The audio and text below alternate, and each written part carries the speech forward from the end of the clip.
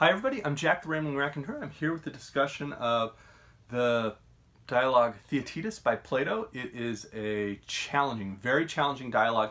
It centers around the question, what is knowledge? It's so challenging, in fact, that I wore my T-Rex Hates Push-Ups t-shirt because it felt like mental push-ups while reading parts of this.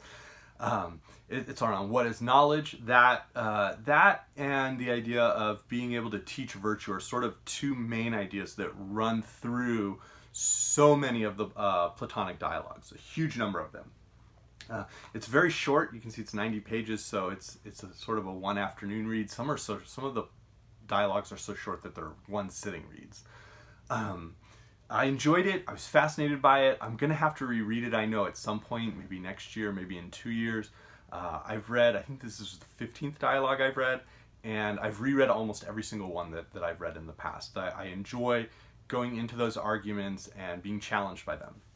So, of course, Socrates is a major character. We don't have any actual writing from Socrates. We might have some quotes from Socrates, not just in Plato, but in Xenophon as well. This is a middle or sort of late middle dialogue, so we're farther away from maybe what Socrates was actually questioning people about, what his actual words were. Those seem to be more the early dialogues. This is very much more Plato's. So Plato is using Socrates as a character for many of his own Plato's own ideas. Now there are, as always, Plato has a couple of really brilliant images throughout his dialogues. The allegory of the cave is probably the most famous. Within this one, there are two that stood out really, really well. One was the idea of what memory is. And so he has this idea that memory is like a giant piece of wax that's in your soul. And he really means mind when he says that. But throughout the dialogue, it's the word soul. And so you have this piece of wax. And so when you learn something, you go and make an imprint on the wax. And it's there for you. And if you have a good memory, the wax keeps its shape. So it keeps that imprint of knowledge. You can remember it, you can recall it, you can go back and look at it. And it's a really beautiful image because he extends it and then says, okay, there are people who seem to learn things quickly, but then almost immediately forget them. So in their soul or mind is this softer piece of wax. So you can make the imprint on it, but the wax is kind of going to melt and reform and be reshaped, and that imprint will be gone. Somebody who might be distracted, well, they don't just have wax. That person has maybe some dirt or crud or rocks in the wax that make it harder to form. And then what's there is a little bit distorted. It's a little bit strange. Somebody who really struggles to learn something, the wax is very hard. And so it's possible to make imprints, but you really have to spend a lot of time making the imprint. And it was such a beautiful image of how different people learn and how what that would almost be like in terms of the time and effort spent to learn something and to remember something. The other one he has that was really gorgeous is this idea of all of the knowledge. Imagine that every piece of knowledge we have is represented by a bird. And so your memory is this humongous bird cage. And you want to remember something, so you reach in to go get that piece of knowledge. You reach in to go get that bird. Now sometimes you get that bird. Other times you might be looking at it and you make, because the argument that he brings up is the idea of simple mistakes. So you mean to say 12. You know that the number that you've counted or that has been added or subtracted or whatever is 12. But you make a quick mistake, just a very simple mental mistake, and you say the number 11. Well, what's happened is the birds that look like 12 and that represent 12 and 11 are very similar to each other. And so you reach in to get 12 and you accidentally grabbed, the bird that represents 11 out of the cage. And it wasn't until you brought it out and saw it, oh, I've made a mistake. So he has these two just really beautiful images wrapped up into this, as I said, highly, highly complex dialogue. This would not be the dialogue I would ever recommend to anyone as your first Platonic dialogue. And I do recommend Plato. So those are the two really gorgeous images. Again, the theme is what is knowledge, so we have a quick jump out with the idea that knowledge is perception. And there might be some issues with that, but the reference of perception comes from a pre-Socratic sophist, Protagoras. And so Protagoras made a statement, man is the measure of all things. And so if you can measure something, you perceive it, you have knowledge of it. And Socrates points out some issues about, what if you have a perception and I have a perception of the same thing, but we have different perceptions? can we both have knowledge of it? Like, clearly one of us would need to be wrong. There is the idea of Heraclitus, who was almost 100 years earlier, jumps in. Heraclitus famously had argued, he was more of a philosopher than a sophist, had argued no man can walk through the same river twice, because you cross a stream, well, the water that was flowing through it has passed through, so it's different water, it's a different stream. You're different, things have changed, things have happened to you, so you're not the same person when you cross through the stream. So everything is constantly in flux. That was famously used as an argument in I believe it was an Athenian court, where someone who had incurred a bunch of debts said, oh, I can't be responsible to pay those debts. I now am not the same person as the person who incurred all of those debts. Like, I've changed, everything has changed. Like, I'm not that same person. Heraclitus would tell you so. So you can see some of the issues that sophists created in in Athens. So the first argument is all around perception, how accurate are perceptions. It's very long, it's very sophisticated.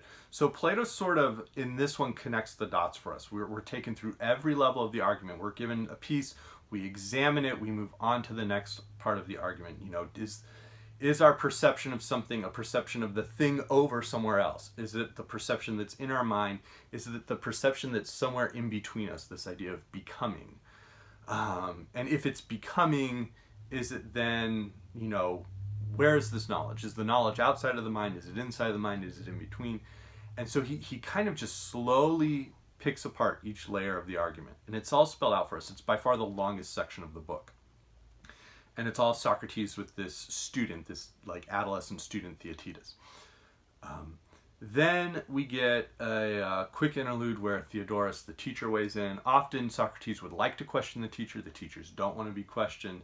And then once their student can't really, out-argue Socrates, the teacher weighs in and then usually is back off the stage pretty quickly and realizes, like, I don't want to be involved in this.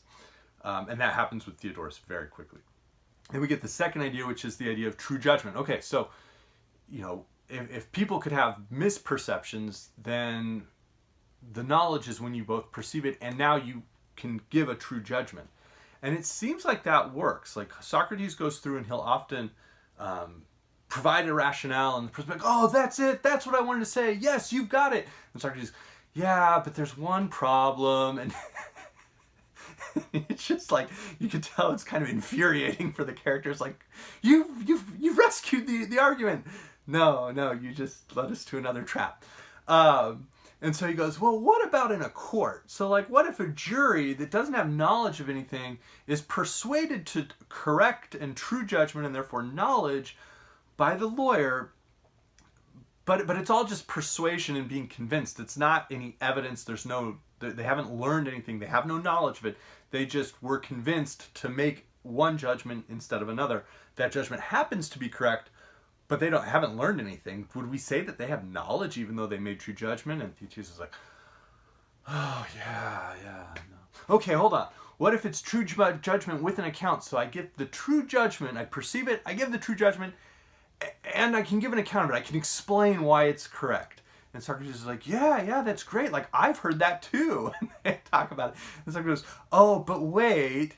And so in that first layer, we had this really long, sophisticated argument. We sort of, every stone was overturned for us in the argument. In the second one, it's much shorter. It's just as sophisticated.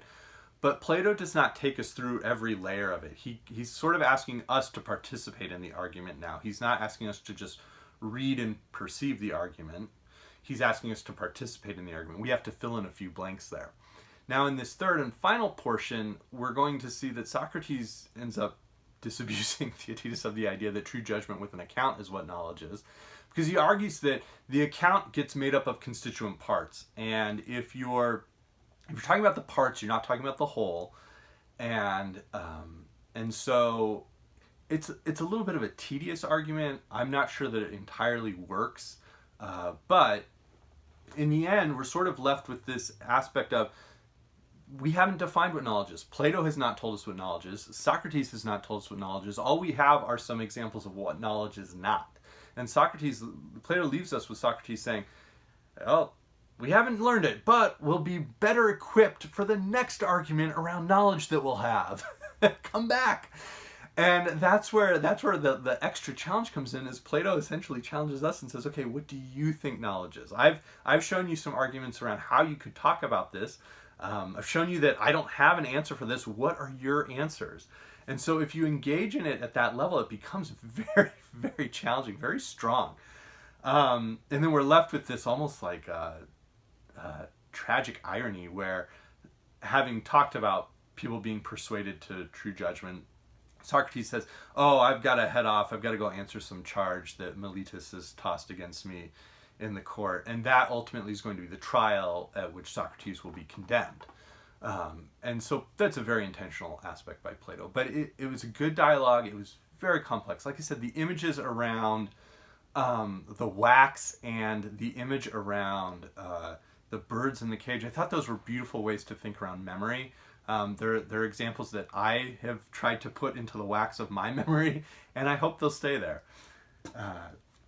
So this is not the dialogue I would recommend you start with. The one I would actually recommend is Hippias Minor. It's a fairly short dialogue, and it revolves around the idea of Socrates argues that the best wrestler is the one who loses, because only the best wrestler is capable of sandbagging and intentionally losing. Or the fastest runner is the only one who can intentionally slow down and lose the race. The slower runner can't actually do that. And so it's a short dialogue. It's very, very funny. He has these contrarian takes, these hot takes that I think are quite funny. Protagoras, who hovers over the proceedings of the first part of this, Socrates at one point says, why do you say man is the measure of all things? Why not pig or horses? If man is the measure, we all each make our own decisions. Why would anybody have a teacher, and why would anybody pay for a teacher? How ridiculous is that? Protagoras pops up in the dialogue. Protagoras, which might be my favorite dialogue. Another individual who is deeply concerned with the idea of ethics and using the idea of teaching ethics or teaching virtue would be Plutarch, who in Plutarch's Lives doesn't just give biographies, he then gives these contrasts where he takes two characters and says, here's someone else, here's what we should learn from both of their lives when we contrast them together. In deep, deep contrast to Plato's dialogues would be something like the Analects of Confucius, where we're really given a set of sayings. We don't have this for Socrates. We do have it for Confucius. And it gives us kind of a different feel, a different take in my mind. And then finally, if you're looking for novels that delve into sort of some of these ideas around Platonic ideas or forms or just philosophy in general, I think one of the best from the 20th century would be Iris Murdoch. She has a couple of books that are really dealing with that. The Sea is one of the stronger ones. So that was Plato's Theaetetus. Again, read Plato, eventually read the Theaetetus, but read something else first. Hippias Minor. Even the last days of Socrates are sort of the Apologia, Crito, and Phaedo I'd recommend. But stay safe, everybody. Have a great week. I'll be back tomorrow. So, see you.